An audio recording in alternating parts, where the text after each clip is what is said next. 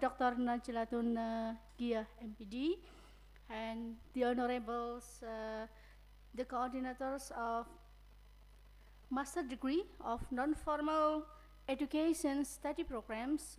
We have Dr. Wiwin Yulianti, MPD, and dear lecturers, and also our special guest lecturers, native from Australia, Professor Tony Lunch. Is it true? Lunch. Lachlan's. Professor, am I correct? When I was teaching in primary school, elementary schools, the kids used to call me Mr. Laughland. Laugh more, Mr. Laughland. Laughing. Because maybe you are funny, laughing all the time, so they call you laughing. Only in the morning. No. All right. Days of the meeting with Professor Tony Lunch on October 26, 2023. And today, in these good occasions, firstly, we would like to say Alhamdulillah and thanks to Allah Subhanahu wa Ta'ala. Because of His blessing and mercy, we can meet together in the third day meeting with the Professor Lunch, healthy and without any obstacle. Secondly, salawat also salam always be given to our Prophet Muhammad Sallallahu Alaihi Wasallam, who has guided us from the darkness to the lightness. And we are going to the main agenda is the highlight or the conclusions that would like to deliver by the Professor Tony Lunch about lunch. Whatever, Professor Tony. Professor, whatever. Yeah, Professor, whatever. Well, right. With the professor, he would like to giving the review or offer a few about 3 days meeting or the conclusions. To Professor Tony, time is yours. My turn? Thank you. Professor, don't be late for lunch. Thank you for having me again today. It's an honour to be here. I'd like to summarise. I've been thinking about this because just like with your teaching, it's hard to work with people until you know them. So I feel like I've spent 2 or 3 days here. I've got a little bit more of an understanding of the context and the challenges and the advantages that you face, that you have here in Surabaya. The one thing that I can say is, do you want to translate as I go or not? Okay. One thing I can say is that there are common challenges between University of New South Wales and Universitas Negeri Surabaya, and that is, in teacher education we all work very hard. Our first priority is to our students, and our students to become teachers. We have priorities to our ministry, we have priorities to the university. At the long list at the end is research. So in your priority, because you're a teacher like me, I prioritise teaching, people. When the minister says do it, I do it. When my dean says something, I do it. At the end of the week you go, Friday, did I get that research done? No. So I can understand the challenge, and I've lived that life for 25 years. And I was saying to Miss Shelley in the car this morning, it's sometimes in the end the biggest thing you can say is no, and that's hard, because the only way to get time for research in teacher education is no, and you have to say no to someone, and that's hard, because if you have a loyalty and a duty, it's hard to say no. So I get selective on who I say no to. I can't say no to my dean, that's yes. Vice Chancellor, yes. Rector, yes. But some jobs now I can't do because I have to have time to do some reading and research. So I just politely say, I would like to help you, but I cannot. Maybe I think in East Java it's like Australia, where sometimes we travel 2 or 3 hours to go to visit a school and our students, so you spend a lot of time travelling. So sometimes I have to say no to those trips as well. So my point there is, I know how hard it is to find time to do research.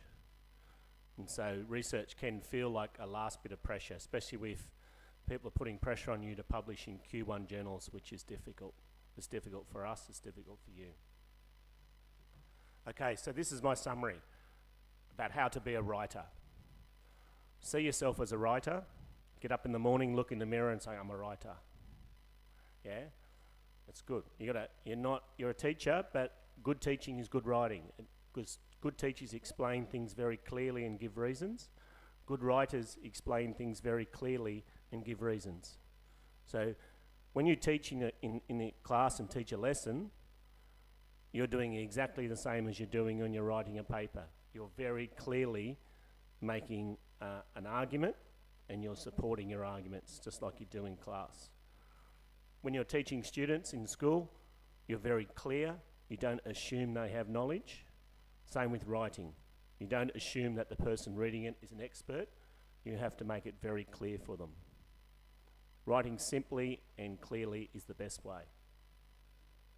The first step I'd recommend, having talked to you the last couple of days, is that you need to read those journals first.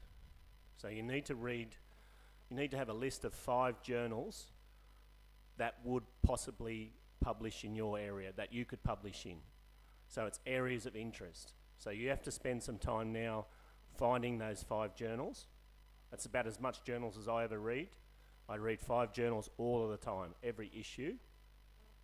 And I look at what people are publishing in my area, which is mentoring, conversations, non-professional experience. So I know exactly what I'm looking for. I don't waste time. I ignore all the other articles and I read the ones that apply to my topic. But the first thing to be a writer is to read. Writers read. Whether you're writing literature, whether you're writing poetry, whether you're writing prayer, song, you read. Read, read, read. Yeah? So you must read. You must be able to access those journals where you want to publish. And then you'll be able to position your research because you'll see what's the sort of things they're publishing, how they write the papers, what methods they use. By immersing yourself and reading all of the papers in your journals, you will start to understand what it's like to be a writer in those journals. So that's my first step. And I know that many times in teacher education, we design the research project first and we think about the journals afterwards. I would reverse that and say, read the journals first, then design your research project. Because the research project must fit, if you want to publish in a journal, it must fit with the conversations and the arguments and the papers they have already in that journal. So this is not an interest thing. This is not a blue sky project. You need to have a look at those journals and find the ones you want to publish in, and then you need to design a project that just builds upon or enhances existing studies there. So that's a challenge sometimes because your key word could be cultural inheritance, for example. In the journal that might be called cultural responsiveness or First Nations education. It could be called many other things, but you need to understand that just because they call it something different, it might mean the same thing. And you might be able to argue that your cultural inheritance research is very much linked to cultural responsiveness or whatever terms they're using. I noticed people yesterday using key words in their proposal, in their papers, which is important. Those key words are very, very important for search engines. And in the AI model, artificial intelligence, they scan all those key words. So you become your key words. In the end, if people look you up and they say, here is the person who's doing research in cultural inheritance in East Java, they should find all your papers. So you consistently write those key words, and that becomes your key word. So if the journals are saying culturally responsive pedagogy, and your area is cultural inheritance, I use their keyword first, and I put my word next to it. So I say, my version is an extension of this. It builds upon or enhances. Yep. So you have to start with the journals and with what's already published. If you start over here, it's unlikely that there's going to be a bridge between the two. That's step 2. So first step is read. Second step is to design a research project that builds upon the existing literature. Next step is review. So if you've got proposals, I know that you have research grants here and such, they review your proposals. You need to do like I tried to demonstrate yesterday, review your own research proposals. Much better to review at the start rather than the end. Like our end point yesterday, when you had a lovely finished manuscript, a lot of those challenges I identified could have been identified in the proposal before you even did the research. So much better to address it at the start before you begin the journey. At the end, it's very hard to fix because you might have collected the wrong sort of data, you might be using the wrong constructs, you might be using methods that won't get published. So however you can organise it, and how you organise it, of course, is up to you. Make sure that you have a feasible, valid research proposal that will allow you to gather data that will be published in the journal that you want to publish in. I can't emphasise that anymore. That is so important. Big schools of big academic faculties like science and medicine spend a lot of time on their proposals before they even get into the research. That's why doing funded research or competitive funding research is good, because it teaches you how to write a proposal that is very clear and feasible and valid. Yep. Step 4, conduct the study. So when you're conducting research, once again, I know how hard it is because it's oftentimes the last thing to do in the semester, the last thing to do on the week. And this is a mistake I've made because I've been very tired and I've gone into a school. I haven't kept really good notes. I might have recorded interviews or got some data, but each time you do data collection, make sure you go home at night and write a research diary. So I'm doing 2 days interviews next week in one school. I will have a tape recorder and I'll have my questions, but that night I'll go home and I'll have my research notes and I'll say, these things stood out to me today. Yeah, I interviewed 5 people. These were the themes. That's not my final analysis, but it's the first step of analysis. It's my reflection. And there's also basic things like organisation. So if it's a big quantitative data collection, make sure you've sorted the data, cleaned the data, make sure you have all those processes. Tidy up after each day is a good thing to do, and make sure your data's in good condition. Because after the event, if you go to a school, collect data, or you send a survey out, it's too late to fix the mistakes up after. It has to be done then and there. So as I've got older, I've learnt and a little bit wiser, very, very careful with data collection. Because that is the essence of your paper. You must do that very well, carefully and thoroughly. Next step. Write the paper in the format that is used by your target journal. I was just talking to my colleague here, Sarani, isn't it? So, Mr. Shu.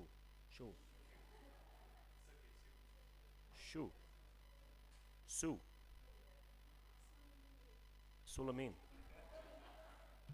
Oh, Suleiman. Write the paper in the format that's used by your target journal. So if you've been reading the journal, and if you're reading the journals that Suleiman is publishing in, or wants to publish in, they have a set format for the paper. As he said yesterday, there's no lit review. There's an introduction that says, this research is based on here is the conceptual model. The method section says, here's the constructs that are measured. Here are the, in the results, here are the stuff that says this data is credible, descriptive stats, analyses, discussion, conclusion, bang. So that area field is hard to get published in, but there is a set format. Your journal will also have a set format, and they'll give you guidelines. Make sure you stick to the guidelines. So there's guidelines like 6,000 words and referencing and citation. They're technical things. Really what you need to learn, and this is why reading is so important, how do the successful writers write papers? And you'll see that they always locate their research at the start. They have a clear focus. One focus. Once again, I've made all the mistakes. So you write a paper, you have 3 focus, and the reviewer goes, what are you writing about, Tony? And I go, oh, it sounded like a good idea at the time. Nah, reject. Too many papers. That's a 2-paper problem. Simplest papers ever. One idea, one small finding. If you have lots of findings in your research, and that often takes place, you have an unexpected finding, that's fantastic. Save that for the next paper. In one paper, write one thing. Next paper, write another thing. We call it salami. You know the salami, the meat, sausage? In the first paper, take one slice. Next paper, another slice. Another slice. Another slice. You have this big sausage of data. In the end, you just take a little bit of time. People say that's cheating. It's not. You don't have to report on the big data. In education, we often have too much data, and that's our curse. And then it makes the focus far too spread, and you haven't anything sensible to say. And remember, most journals don't want any more than 6,000 words now. They don't want huge papers. They want you to write succinctly as possible, because they want to fit as many papers as possible. And they know that readers won't read papers of 10,000 words anymore, because we're all got, reduced concentration spans, because watching YouTube and phones, 6,000 words is like, oh, so hard.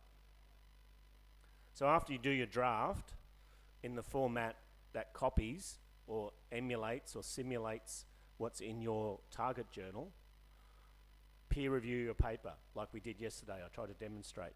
See, I was very unkind to people yesterday, but I was acting like a reviewer or an editor. They tell you the truth, and truth is a good thing. You don't want people to lie to you. With your colleagues, sometimes you be nice because, teacher educators are nice people. Indonesian people are generally pretty nice and kind, right? But in this case, you have to be honest. So if you look at like I did yesterday, look at the title. Is the title accurate? Look at the abstract. Does it locate the research? Does it show your focus? Does it report the methods and the findings? Does it make an argument? Yeah? So there's 4 things going around your head all the time. When you're sitting down, you're going, is there location here? Is there a focus? Is there a report? Is there argue? See, the way I did it yesterday, I showed you, I didn't have to read the whole paper. I looked at the abstract and the title, and I could tell you a lot. And that's all the editor looks at. So if your structured abstract is right, the paper will be right. I write the abstract first. It kills me, because sometimes I just want to do the easy thing because I'm tired and it's hot and I want to go to the beach, whatever. But I make time to write those 150 words, and it might take me 2 days. But in the end, if I have the abstract in front of me, I follow the abstract. I have it on one screen, I'm writing the paper. What did I promise to do? And I stick to that structure, because that means you've got an argument. Reviewers and editors can look at a paper, like my colleague Andy Gow, who's a great editor. He can read a paper in 2 minutes and tell you whether it can be published or not, because he reads hundreds of papers every week. And he's very good. He's just direct, and he just goes, no, that paper hasn't got that, hasn't got an argument, hasn't got a focus, doesn't reference the journal. He always says that. Has it got references in the last 2 issues? No. Why would it get published? Okay, so that peer review is very important. I suggest, for efficiency and time, to really, Miss Shelley's got those resources: locate, focus, report, argue. Does your abstract do that? If it doesn't do that, it doesn't get published. Okay, here's the next step. If you submit the journal, you get rejected, don't worry about it. Just move on. Don't spend time, don't take it personally. This is you as a writer. I've had more rejections than publications. And sometimes you think, well, that looks unusual.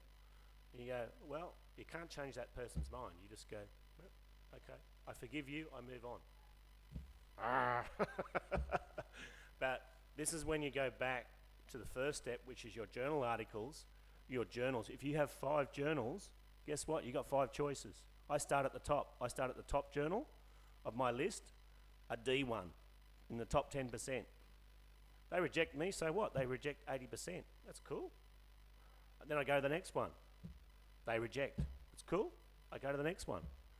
If it gets to the reviewer and they give me feedback, that's gold, because they've told you exactly how to fix it up.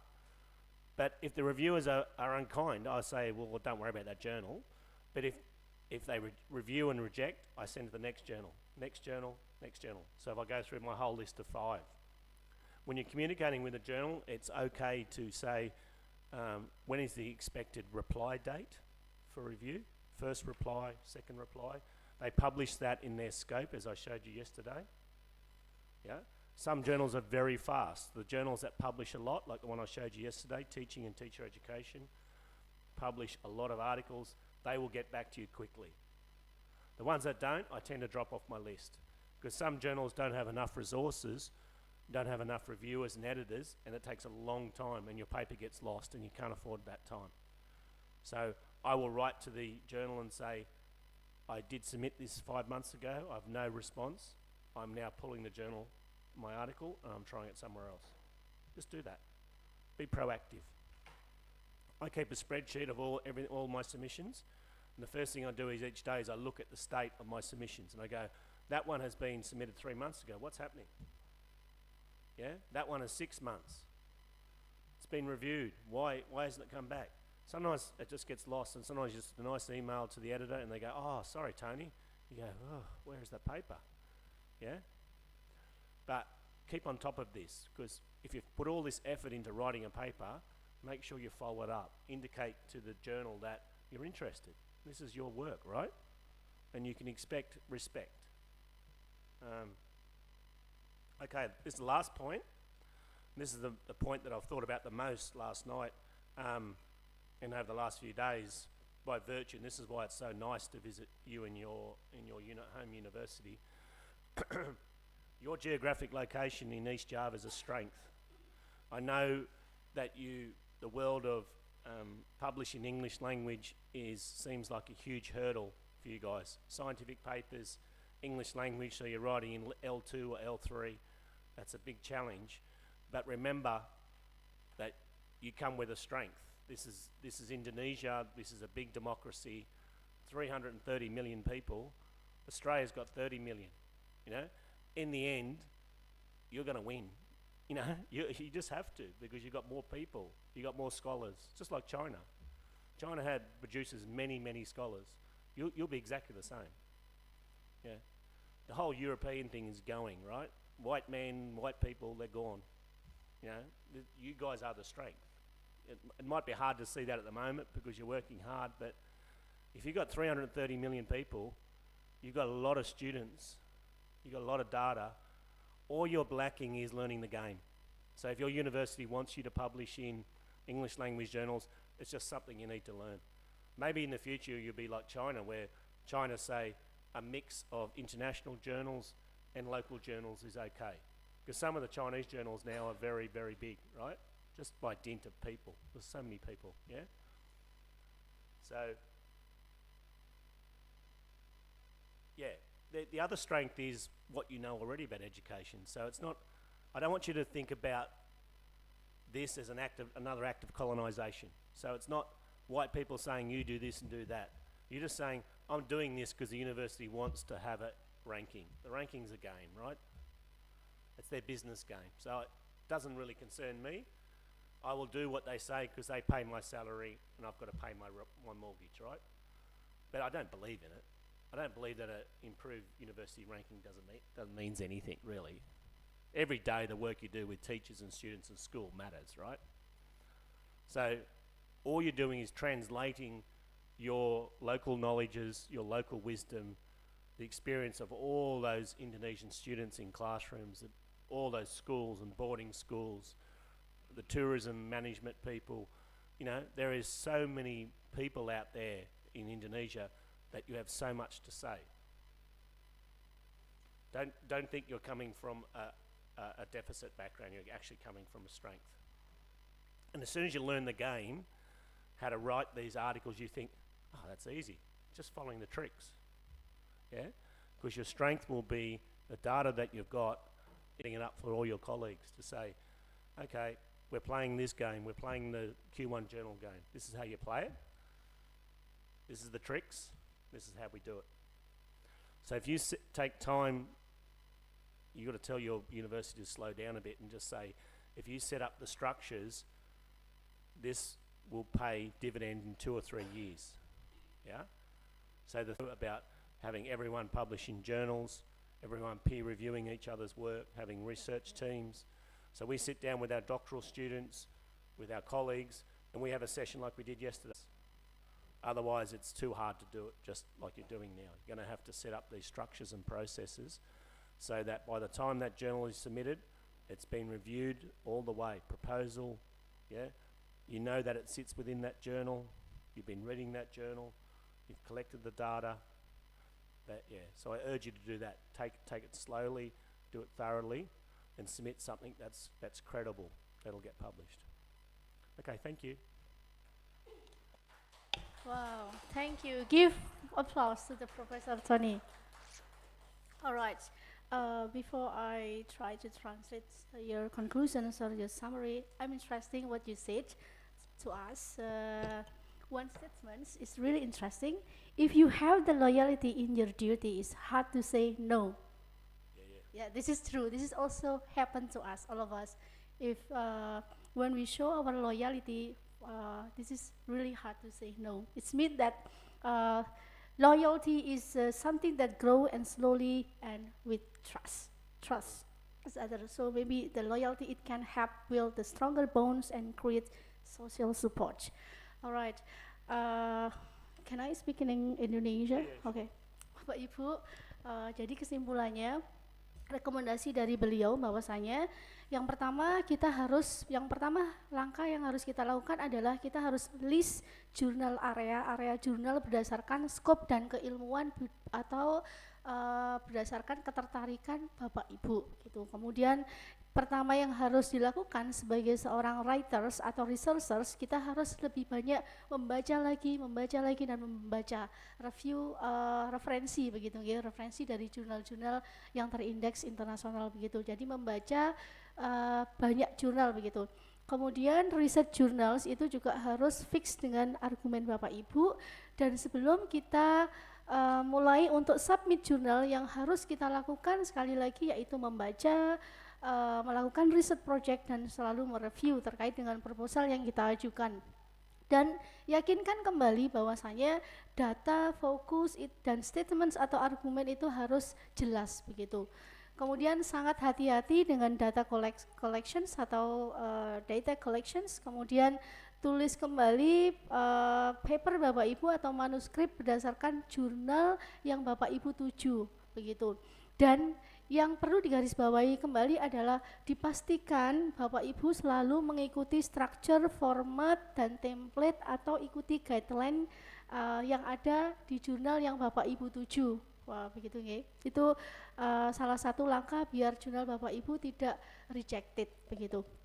Kemudian juga diperhatikan terkait dengan teori sangat penting, dan jika Bapak Ibu jurnalnya ditolak, jangan khawatir, selalu move on, coba lagi, revise, review berdasarkan data-data jurnal yang Bapak Ibu sudah list tadi itu. Just do that. Lakukan, jangan menyerah begitu guys, statementnya beliau.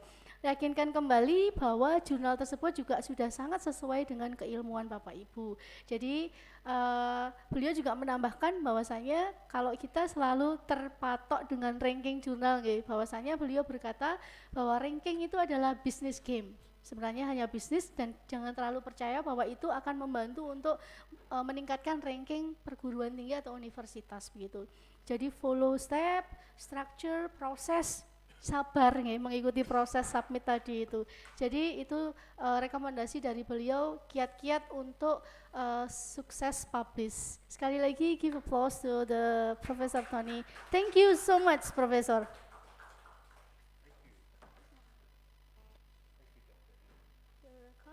Dr. Ima. Okay. All right. This will be gift. Okay. Okay. Bapak Ibu, selanjutnya kita langsung closing. Jadi kita menunggu Pak Dekan ya untuk closing. So we have to wait the deans join us for closing. Ya, just Bapak Ibu monggo dinikmati hidangannya. Prof, you can also try. Sudah.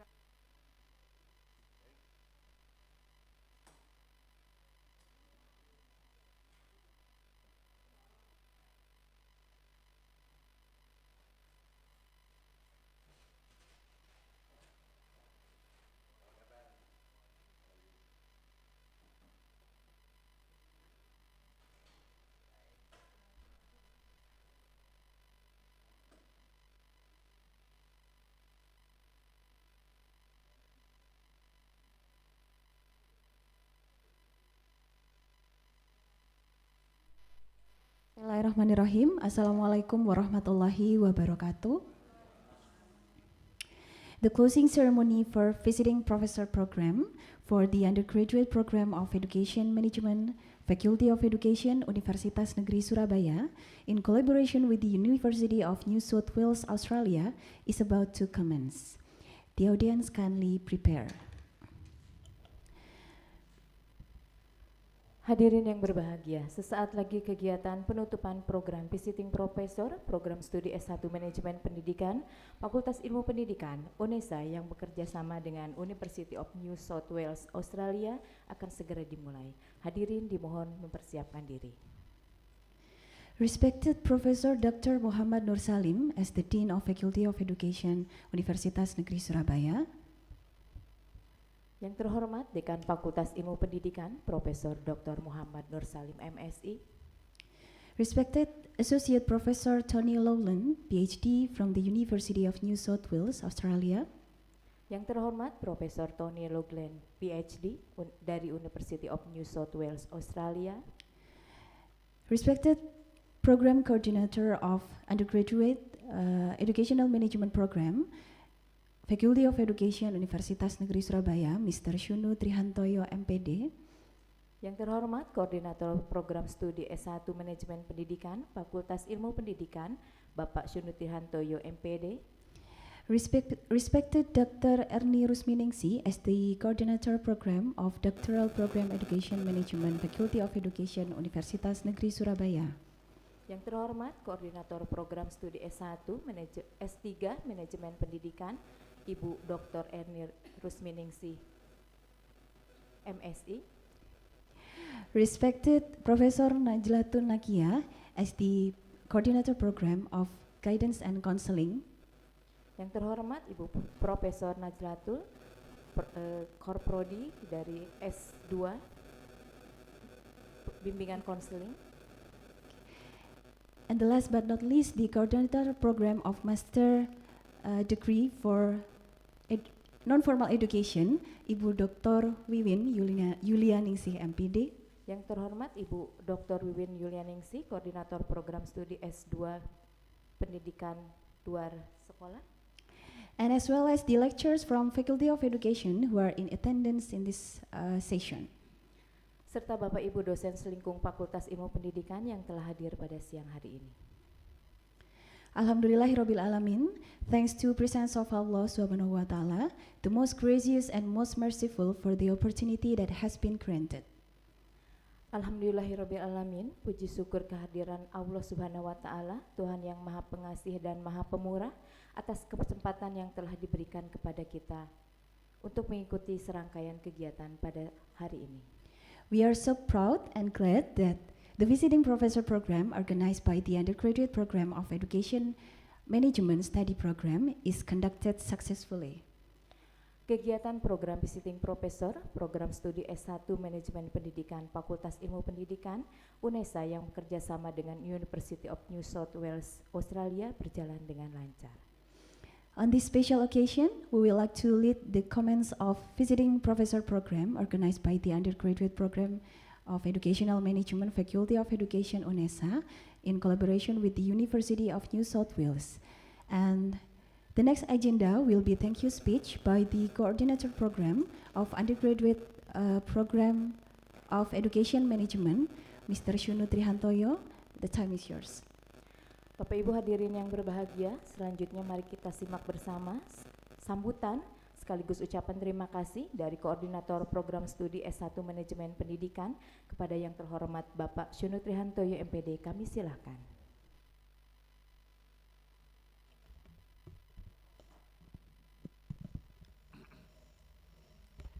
Okay, thank you. Bismillahirrahmanirrahim. Assalamualaikum warahmatullahi wabarakatuh.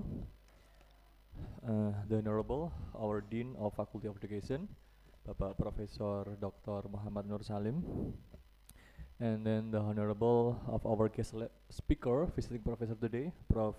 Tony Lachlan, and the Honorable Ibu Dr. Ernie Rusminingsih, Profesor Najlatun Nahia, Ibu Dr. Wiwin, kandidat profesor. sebagai koordinator program ya, as a coordinator program in Faculty of Education, and the honorable all of the lecturer from educational management and also the Faculty of Faculty of Education Universitas Negeri Surabaya.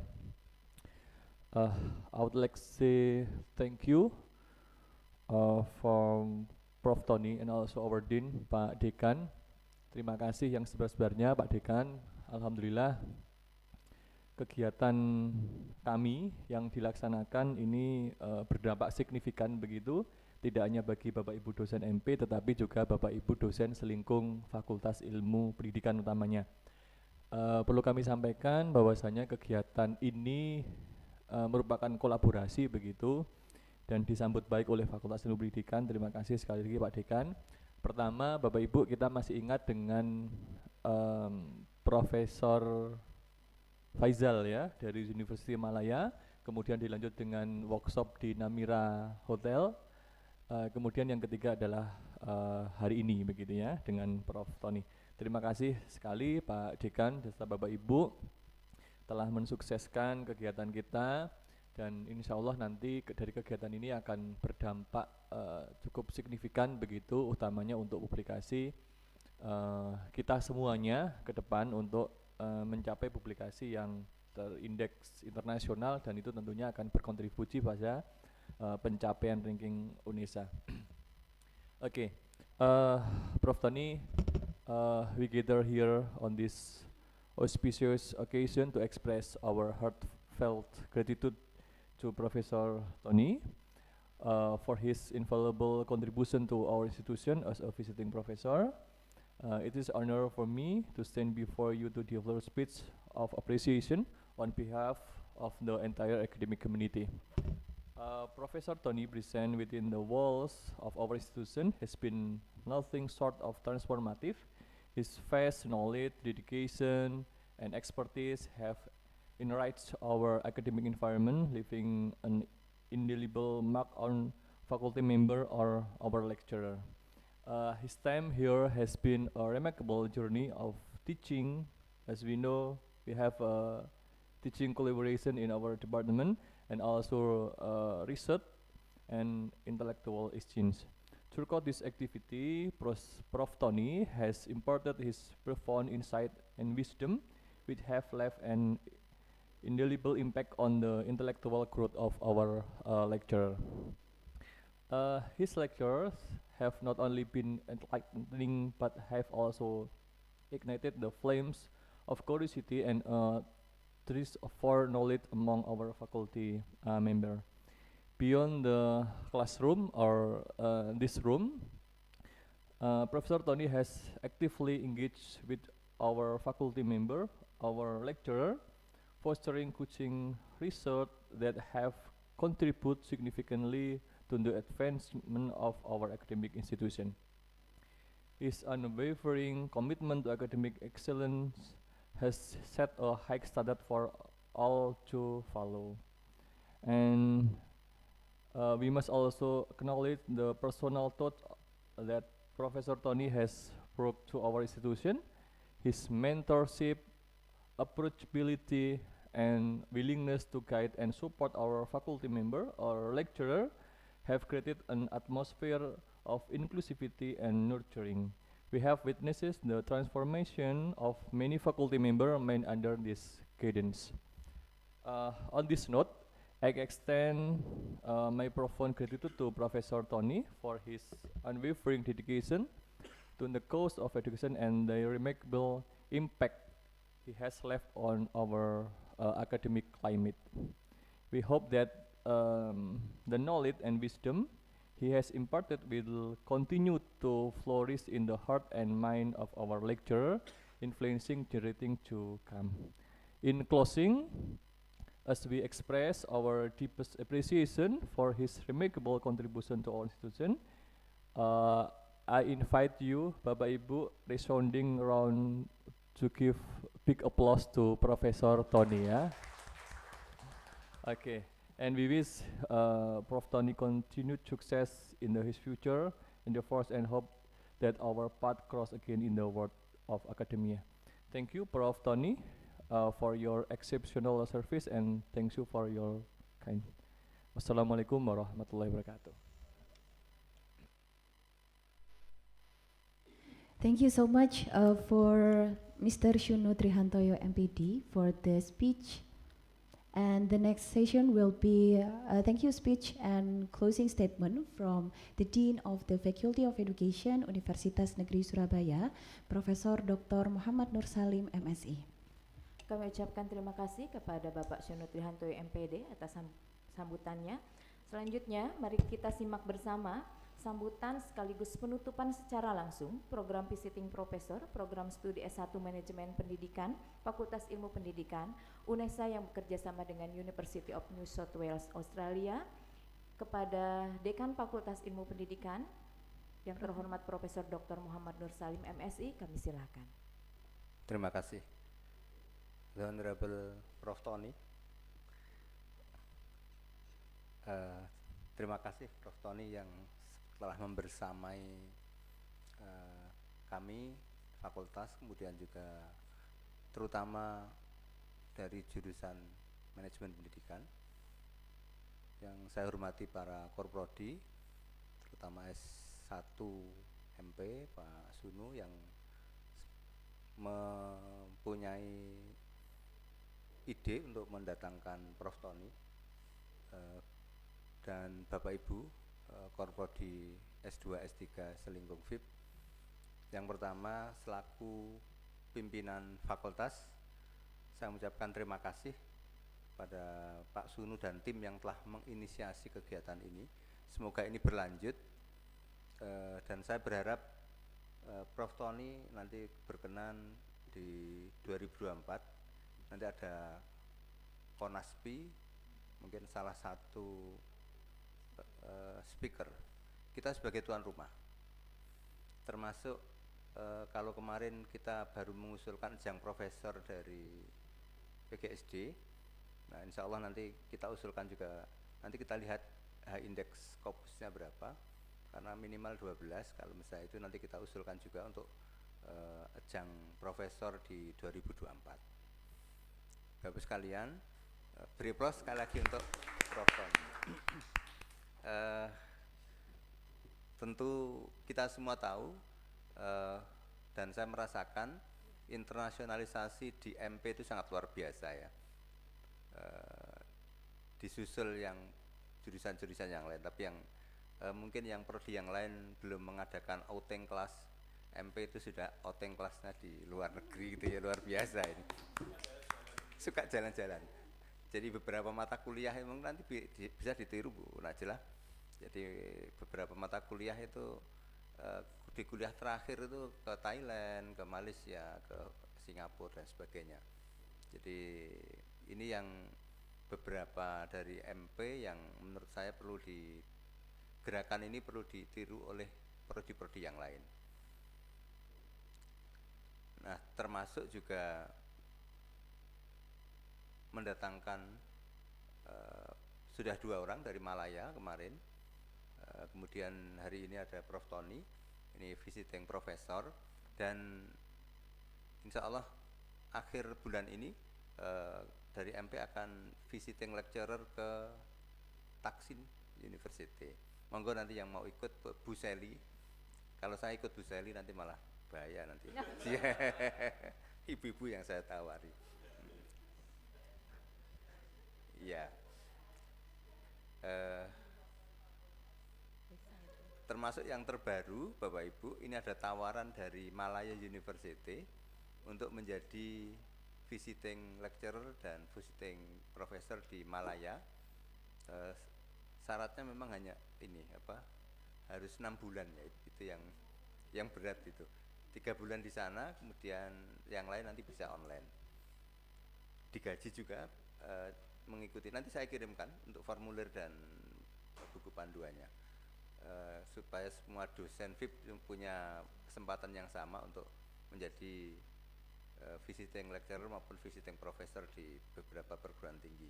Dan itu upaya kita, karena saat ini beberapa prodi juga sedang mengajukan proposal akuin ya, minta diakui memang, akuin. Akuin. Akuin ya. Sekali lagi terima kasih Prof. Tony yang telah membersamai, telah membagi ilmu, telah membagi pengalaman sehingga berimpact pada seluruh aspek kehidupan di Fakultas Pendidikan, termasuk juga internalisasi dan lain-lainnya.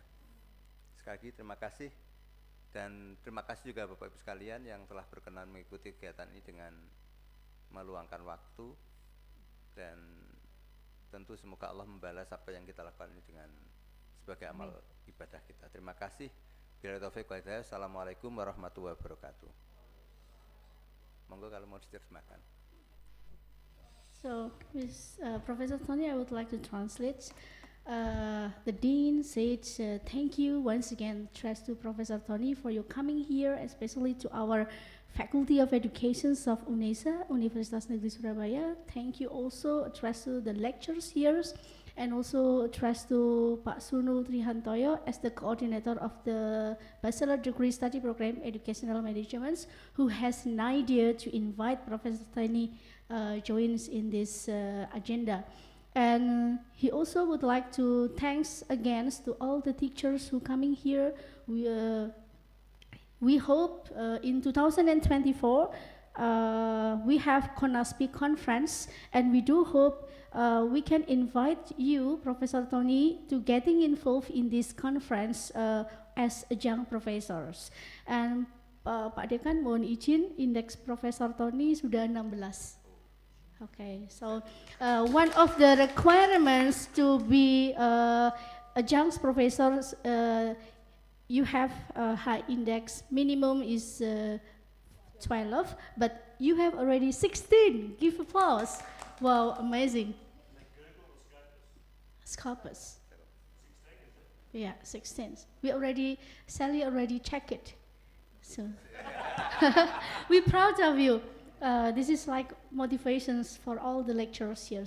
So internationalizations programs in educational management is really amazing, and proudly the deans also proud to this to the bachelor degrees of educational management, because these study programs have a lot of activity such as outing class abroad to Malaysia, Thailand, and this month, we also have the programs. I mean, in our study program, Mr. Sally would like to going to Taksin University for 1 month, especially for the programs of lecture exchange. So this is one programs to support the international collaborations.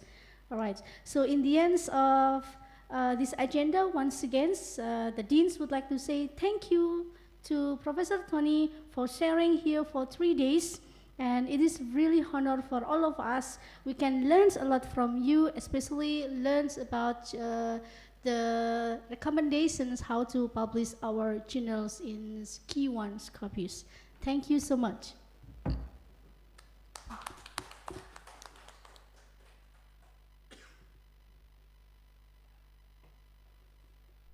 The next session will be handing a token of appreciation.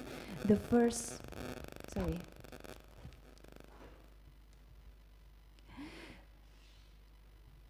Okay, so ladies and gentlemen and respected guests, next session is giving a token of appreciation for Associate Professor Tony Laughlin, and this reflects our gratitude because we have a wide and new insight to all of us. You give us a new insight to all of us, and let us welcome Associate Professor Tony Laughlin.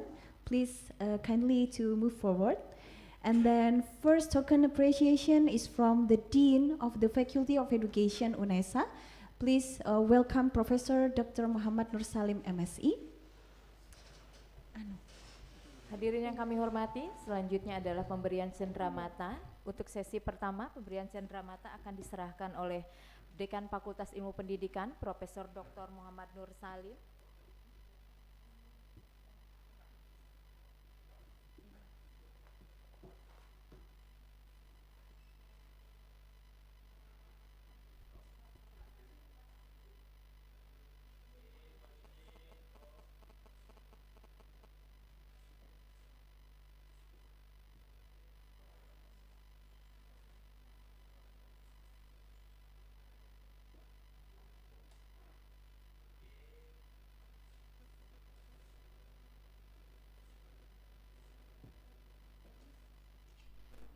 Professor Dr. Muhammad Nur Salim, MSE. And the next token appreciation is coming from the undergraduate program of Education Management. Please welcome Mr. Shuno Trihantoyo, MPD, as the coordinator of program. Kami sampaikan terima kasih kepada Profesor Dr. Muhammad Nur Salim, MSI. Selanjutnya penyerahan cenderamata akan diberikan oleh Koordinator Program Studi S1 Manajemen Pendidikan, Bapak Sunu Trihantoyo, MPD, kepada Profesor Tony Loughlin, PhD.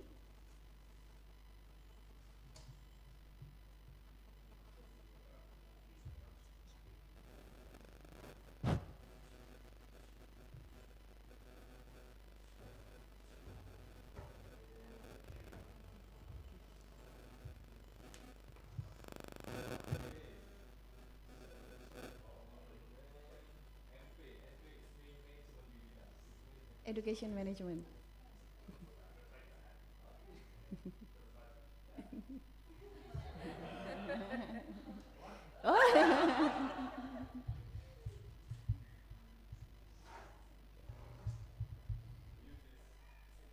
One step ahead.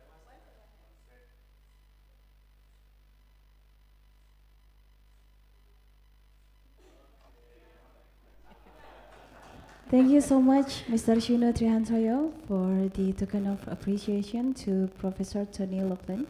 And the next session will be from the doctoral program of Education Management, Faculty of Education. Please welcome Dr. Erni Rusminingsi, MSE, to handing the token of appreciation. Kami ucapkan terima kasih kepada Bapak Sunu Trihantoyo, MPD. Cenderamata selanjutnya akan diberikan oleh Ibu Dr. Erni Rusminingsi, Koordinator Program Studi S3 Manajemen Pendidikan.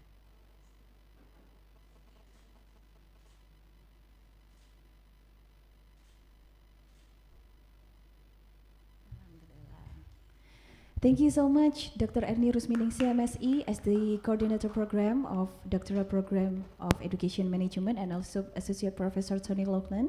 And the next session will be photo session. So please welcome all of the coordinators of study program and also all of the lectures here.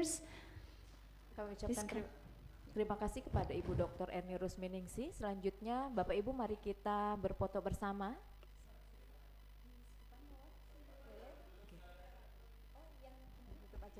Ditutup dulu aja ya. Oke, langsung ditutup. Bapak Ibu, selesai sudah serangkaian kegiatan visiting professor yang diselenggarakan oleh program studi S1 Manajemen Pendidikan Unesa yang bekerja sama dengan University of New South Wales, Australia. Mari kita tutup kegiatan pada hari ini dengan membaca hamdalah bersama. Alhamdulillahirrahmanirrahim. Monggo Bapak Ibu dipersilahkan untuk keluar, kita akan berfoto bersama di depan foto Fakultas Ilmu Pendidikan di depan, di luar. Di depan.